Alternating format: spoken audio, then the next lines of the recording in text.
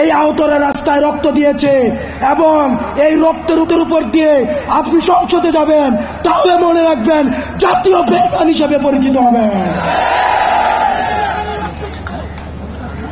যে আওয়ামী লীগ এখনো পর্যন্ত একটা সরি পর্যন্ত বলে নাই, এখনো পর্যন্ত তার অপরাধ স্বীকার করে নাই, তাদের সাথে কিসের রিকনসিলিয়েশন? তারা ক্ষমা চাওয়ার আগে, তারা ক্ষমা চাওয়া তো দূরে থাক, তারা এখন হত্যার হুমকি দিচ্ছে বিদেশে বসে। কিন্তু আমরা দেখছি মুরব্বীদের মধ্যে তাদের জন্য মায়া হচ্ছে। মনে রাখবেন, যারা এই রিকনসিলিয়েশনের আলাপ তুলছেন, আওয়ামী লীগকে নির্বাচনে দেখতে চাচ্ছেন, আপনারা ক্ষমতামুখী, আর আমরা আহত এবং যারা জীবন্ত শহীদ আমরা হচ্ছে জনতামুখী। যতদিন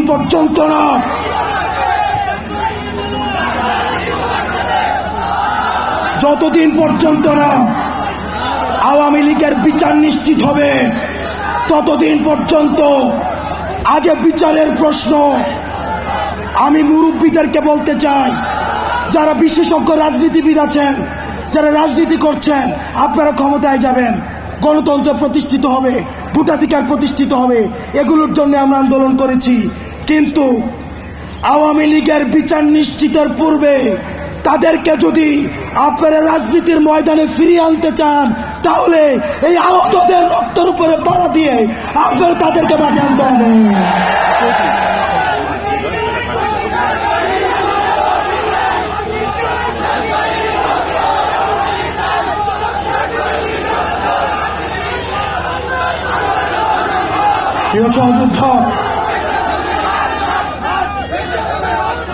প্রিয় সহযুদ্ধ, আপনারা জানেন আমাদের এই পার্শ্ববর্তী দেশ এখন বাংলাদেশ যাদেরকে জঙ্গি স্বীকৃতি দিয়েছে, তাদেরকে এখন পার্শ্ববর্তী ভারতে আশ্রয় দিচ্ছে।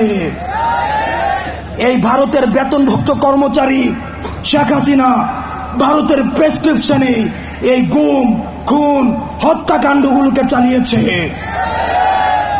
এখন আমরা ভারতকে বলতে চাই, ভারত যেন সেফ হাউস অফ টেরোরিস্ট না হয়ে ওঠে।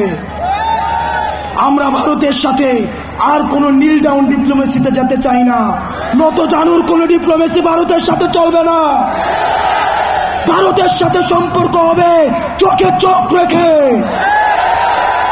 আলমের রক্ত আমাদের গায়ে লেগে আছে, আহত রক্ত আমার গায়ে লেগে আছে।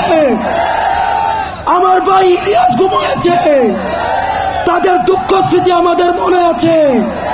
তাদের রক্তের উপর দাঁড়িয়ে ভারতের সাথে কোন নত জানু সম্পর্ক আর হবে না।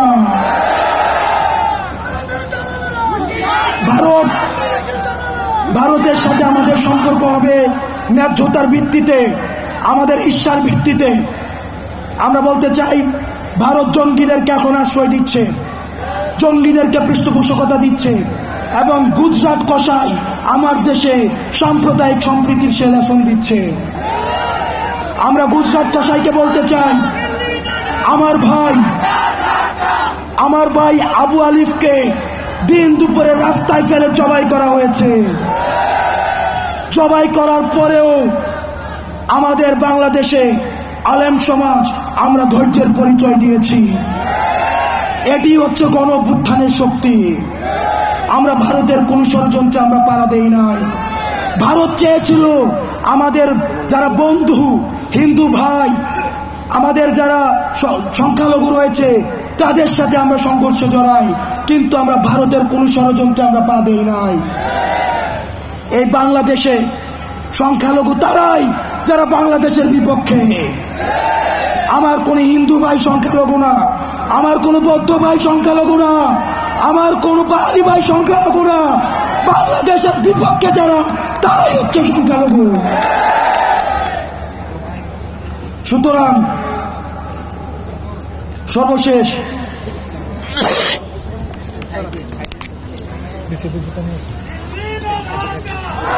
উপর দিয়ে তাহলে আবার বুলেট যেতে হবে। আর কোনো বাংলাদেশে সমঝোতার রাজনীতি নয়, আর কোনো গুম নয়, আর কোনো হত্যা নয়, আর কোনো ফ্যাসিবাদের উত্থান নয়। যেখানে ফ্যাসিবাদের উত্থান হবে সেখানেই আমরা একসাথে লড়ব। ওই আপোষ না রাজপথ, দালালি না রাজপথ, দালালি না রাজপথ, দালালি না রাজপথ, আপোষ না সংগ্রাম, আপোষ না সংগ্রাম।